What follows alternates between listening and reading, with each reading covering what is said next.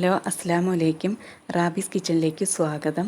ഒരുപാട് പേർക്ക് ഇഷ്ടമില്ലാത്ത ഒന്നും എന്നാൽ ഞാൻ ഒത്തിരി ഇഷ്ടപ്പെടുന്ന വെജിറ്റബിൾസിൽ ഒന്നുമായ പാവയ്ക്ക കൊണ്ടുള്ള മെഴുക്ക് പുരട്ടിയാണ് ഇന്ന് ഞാൻ തയ്യാറാക്കാൻ പോകുന്നത്.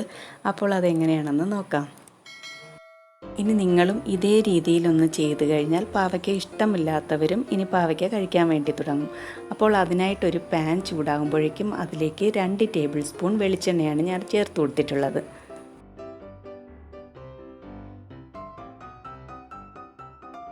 എണ്ണയൊന്ന് ചൂടായി വരുമ്പോഴേക്കും അതിലേക്ക് 1/2 ടീസ്പൂൺ കടുക് ഇട്ട് കൊടുക്കുന്നുണ്ട്. കടുക് പൊട്ടി വരുമ്പോഴേക്കും 2 വറ്റൽമുളക് കട്ട് ചെയ്തത് ചേർത്ത് കൊടുക്കുകയാണ്.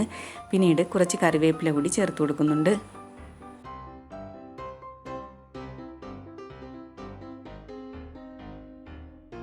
ഇനി ഇതിലേക്ക് വലിയ 2 സവാള ചെറുതായി അരിഞ്ഞിട്ടുള്ളതും 2 പച്ചമുളക് കട്ട് ചെയ്തിട്ടുള്ളതും ചേർത്ത് കൊടുക്കുന്നുണ്ട്.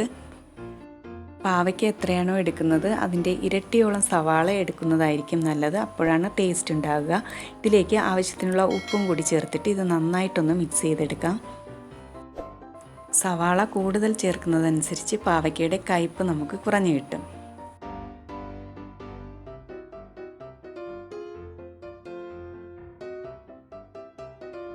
സവാള ചെറുതായി ഒന്ന് വഴന്നു വരുമ്പോഴേക്കും അതിലേക്ക് കട്ട് ചെയ്ത് വെച്ചിട്ടുള്ള പാവയ്ക്ക ചേർത്ത് കൊടുക്കാം. ഞാനൊരു മീഡിയം സൈസിലുള്ള പാവയ്ക്കയാണ് എടുത്തിട്ടുള്ളത്. പാവയ്ക്ക അരിയുന്നതിന് മുമ്പും അരിഞ്ഞതിന് ശേഷവും നല്ലതുപോലെ കഴുകിയെടുക്കണം. അപ്പോഴേക്കും അതിലുള്ള കയ്പ്പൊക്കെ കുറച്ചങ്ങ് മാറിക്കിട്ടും. പാവയ്ക്ക കൂടി ചേർത്ത് ഒന്ന് മിക്സ് ചെയ്തിട്ട് ഇതിലേക്ക് 1/4 കപ്പ് വെള്ളം കൂടി ചേർത്തിട്ട് അടച്ച് വെച്ച് ലോ ഫ്ലെയിമിൽ ഒന്ന് വേവിച്ചെടുക്കാം. പാവയ്ക്ക അല്പം വേവുള്ളത് കൊണ്ട് തന്നെ ഒരു 10 മിനിറ്റെങ്കിലും ഇതൊന്ന് കുക്ക് ചെയ്തെടുക്കണം.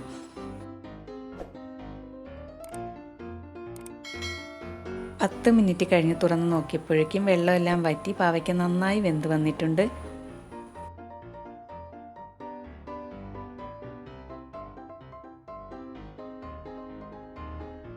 ഇനി ഇതിലേക്ക് 1 കപ്പ് ചിരകിയ തേങ്ങ കൂടി ചേർത്ത് കൊടുത്തിട്ട് മിക്സ് ചെയ്തെടുക്കുകയാണ്. നേരത്തെ പറഞ്ഞതുപോലെ സവാള കൂടുതൽ ചേർക്കുന്നത് പോലെ തന്നെ തേങ്ങയും എത്രത്തോളം കൂടുതൽ ചേർക്കുന്നോ അത്രത്തോളം ടേസ്റ്റിയാണ്. തേങ്ങ കൂടി ചേർത്ത് എല്ലാം കൂടി ഒന്ന് മിക്സ് ചെയ്ത് കഴിഞ്ഞാൽ പിന്നെ അവസാനമായി ഇതിലേക്ക് 2 ടേബിൾ സ്പൂൺ പച്ച വെളിച്ചെണ്ണ കൂടി ചേർത്ത് മിക്സ് ചെയ്തെടുക്കാം. വെളിച്ചെണ്ണ ചേർത്ത് കൊടുത്തിട്ട് അപ്പോൾ തന്നെ ഫ്ലെയിം ഓഫ് ചെയ്യാവുന്നതാണ്. നല്ല ടേസ്റ്റി ആയിട്ടുള്ള പാവയ്ക്ക മെഴുക്ക് പുരട്ടി തയ്യാറായി കഴിഞ്ഞു.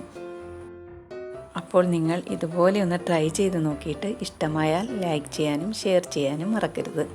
സബ്സ്ക്രൈബ് ചെയ്യാത്തവർ ഒന്ന് സബ്സ്ക്രൈബ് ചെയ്യുകയും അടുത്തുള്ള ബെല്ലൈക്കൺ കൂടി മറക്കാതെ ഒന്ന് ക്ലിക്ക് ചെയ്തേക്കണേ. അപ്പോൾ ഇൻഷാ അല്ലാഹ് മറ്റൊരു വീഡിയോയുമായി വീണ്ടും കാണാം.